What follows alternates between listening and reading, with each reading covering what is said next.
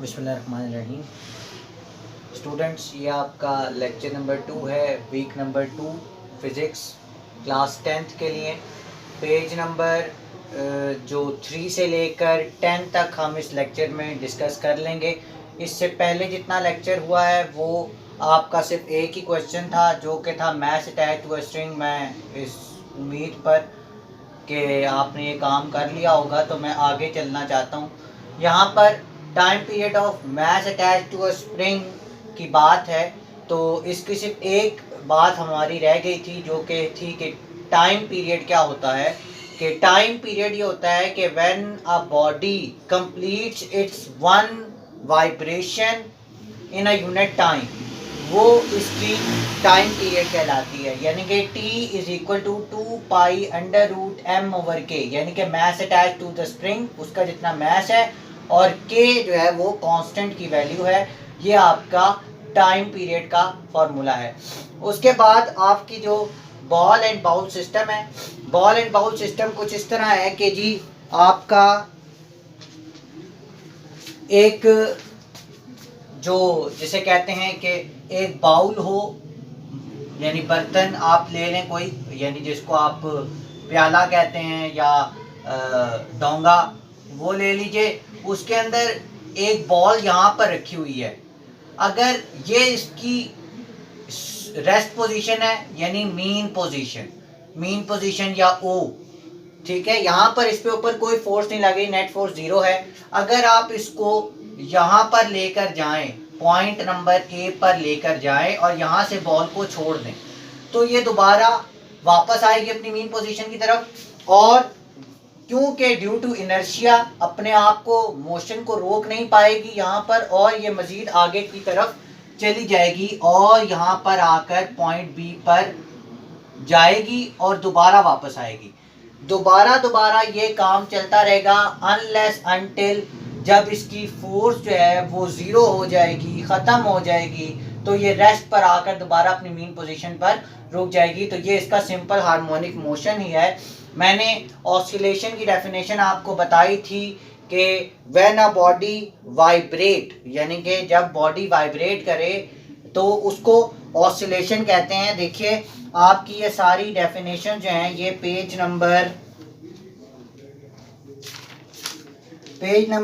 6 पर है। वाइब्रेशन की definition, one complete round trip of a vibrating body about it's main position is called vibration.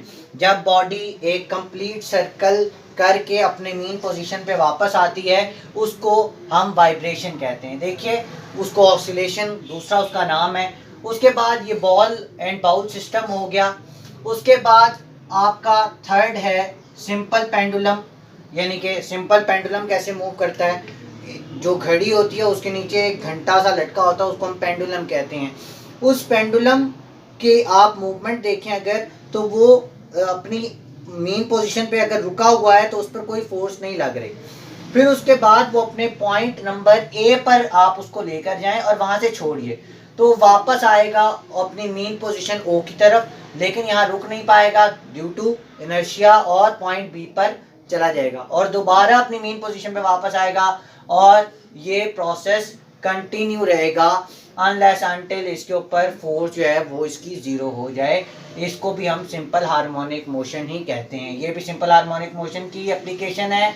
Ball and bowl system भी simple harmonic motion की application है, और mass attach to a spring ये भी simple harmonic motion की ही application है। इसका time period का फॉर्मूला थोड़ा सा मुख्तलिफ है। क्योंकि इसके अंदर ग्रेविटी इन्वॉल्व है। यहाँ पर हॉरिजॉन्टल सिस्टम था, इसलिए वर्टिकल सिस्टम में ग्रेविटी होती है, यहाँ पर ग्रेविटी इस्तेमाल नहीं हुई, यहाँ ग्रेविटी इस्तेमाल हो रही है। क्योंकि पेंडुलम के ऊपर ग्रेविटी फोर्स एक्ट हो रही होती है। इसका फॉर्मूला क्या है टाइम पीरियड का, कि T is equal to 2π√L/g। जितने टाइम में एक बॉडी अपना एक कंप्लीट रोटेशन, एक कंप्लीट ऑस्किलेशन कर लेती है, उसको हम टाइम पीरियड कहते हैं। मैं दूसरी दफ़ा बता रहा हूँ। ये लेंथ जो है वो इसकी लेंथ है, यानी कि ये जो लंबी सी स्ट्रिंग है ये लेंथ है इसकी, और ग्रेविटी जी जो इसको अपनी तरफ खींच रही है।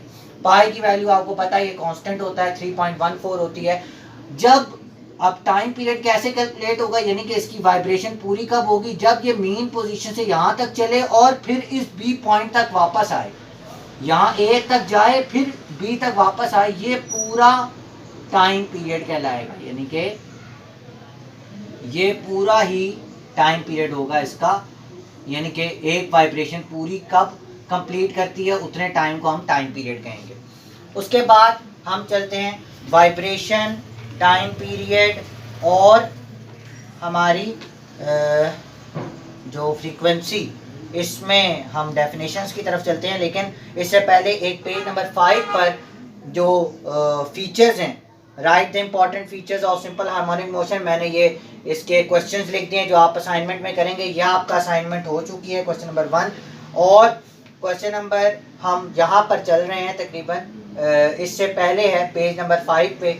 सिंपल हार्मोनिक मोशन की जो इम्पोर्टेंट फीचर्स हैं वो मैं आपको पहले भी इस वाले टॉपिक में बता चुका हूँ, ये दोबारा यहाँ पर लिखी हुई हैं कि a body executing simple harmonic motion following always vibrates about a fixed position, हमेशा एक फिक्स्ड पोजीशन के ऊपर ही वो वाइब्रेट कर रही होगी। सिंपल हार्मोनिक मोशन की जो बॉडी है वो एक ही फिक्स पोजीशन, एक फिक्स पॉइंट के ऊपर ही वाइब्रेट कर रही होगी, लरज रही होगी। It's acceleration is always directed towards the mean position, इसकी एक्सेलरेशन हमेशा मीन पोजीशन की तरफ ही होगी, हमेशा एक्सेलरेशन मीन पोजीशन की तरफ ही होगी। The magnitude of the acceleration is always directly proportional to its displacement from its mean position, जितना मेन पोजीशन से उसको दूर लेकर जाएंगे उतनी उसकी एक्सेलरेशन ज़्यादा हो जाएगी। उसके बाद कहता है its velocity is maximum at the mean position and it's zero at the extreme position, कहता है इसकी वेलोसिटी जो मीन पोजीशन है उस पर सबसे ज़्यादा होती है और जब हाईएस्ट पोजीशन पे चली जाती है इसकी वेलोसिटी जीरो हो जाती है। उसके बाद हम वो वाइब्रेशन, टाइम पीरियड, फ्रीक्वेंसी और एम्पलीट्यूड की हम डेफिनेशन देख लेंगे। वाइब्रेशन की डेफिनेशन मैं आपको बता चुका हूँ, one complete round trip of vibrating body about it's mean position is called one vibration, जब एक पूरा कंप्लीट रोटेशन पूरा कर ले अबाउट इट्स मीन पोजीशन एक बॉडी, तो उसको हम क्या कहते हैं कि वो वाइब्रेशन पे है, वाइब्रेटिंग मोशन कर रही है, ऑसिलेशन उसको कहते हैं। Time period, the time taken by a vibrating body to complete its one vibration is called time period, जितना वक्त उसको लगता है एक वाइब्रेशन पूरी करने में वो उसका टाइम पीरियड कहलाता है, जिसको हम कैपिटल टी से डिनोट करते हैं। फ्रीक्वेंसी, फ्रीक्वेंसी कहते हैं द नंबर ऑफ वाइब्रेशंस और cycles of a vibrating body in 1 second is called its frequency, it is reciprocal to the time period, F is equal to 1/t, कहता है कि एक सेकेंड के अंदर जितनी बॉडी वाइब्रेट करती है, एक यूनिट सेकेंड में जितनी वाइब्रेशन एक कंप्लीट, जितनी रोटेशन उसकी होती हैं एक सेकेंड के अंदर, उसको हम फ्रीक्वेंसी कहते हैं, जिसको हम स्मॉल एफ से डिनोट करते हैं। ये इनवर्स होती है 1/t, टाइम पीरियड का इनवर्स होता है ये, F is equal to 1/t। उसके बाद एम्पलीट्यूड, एम्पलीट्यूड कहते हैं the maximum displacement of a vibrating body on either side from its mean position is called it's amplitude, कहता है मैक्सिमम डिस्टेंस एक साइड पर जो मीन पोजीशन से दूसरी साइड पर मैक्सिमम डिस्टेंस मुकम्मल करे उसको हम क्या कहते हैं, एम्पलीट्यूड। जैसे O से लेकर A तक इसका क्या है, एम्पलीट्यूड, जैसे ये यहाँ तक जा रहा है तो इसका एम्पलीट्यूड कितना है, O से लेकर A तक। उसके बाद हम नेक्स्ट टॉपिक पर चलते हैं, डैम्प्ड ऑसिलेशन। डैम्प्ड ऑसिलेशन का जो असल उसका डेफिनेशन है इसकी, वो पेज नंबर 7 पे है।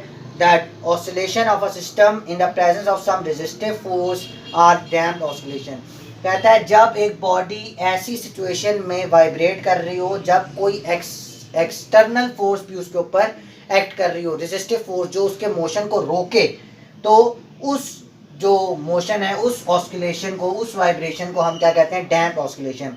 इस डैम्प ऑस्किलेशन की जो एप्लीकेशन है वो है ये जो शॉक्स लगे हुए होते हैं, शॉक एब्जॉर्बर जो कार के अंदर लगे होते हैं, उसमें एक साइड से वो फिक्स होता है, एक साइड से बॉडी के साथ कार की वो फिक्स होता है और नीचे उसके स्प्रिंग होता है। जब कोई खड्डा वगैरह आता है तो वहाँ पर वो जर्क लगता है तो वो वाइब्रेशन को रोकता है, वरना पूरी बॉडी वाइब्रेट कर जाए, उसको रोकता है, तो वो रेजिस्टिव फोर्स इस्तेमाल करता है। उसके बाद है वेव मोशन, इसकी डेफिनेशन है पेज नंबर 8 पर, वो डेफिनेशन देख लीजिए। A wave is disturbance in the medium which causes the particles of the medium to undergo vibratory motion about their mean position in equal interval of time। कहता है ये ऐसी disturbance है किसी भी मीडियम कहते हैं जो किसी वेव को एक जगह से दूसरी जगह ले जाने में मदद करे, जैसे एयर एक मीडियम है, वाटर एक मीडियम है, तो उस मीडियम के पार्टिकल्स के अंदर डिस्टर्बेंस क्रिएट करे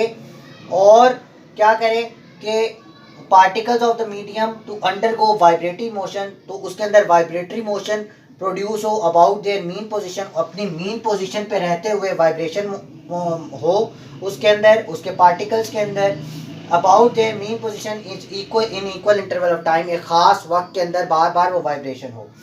उसके बाद मैकेनिकल वेव्स इसकी टाइप हैं वेव मोशन की।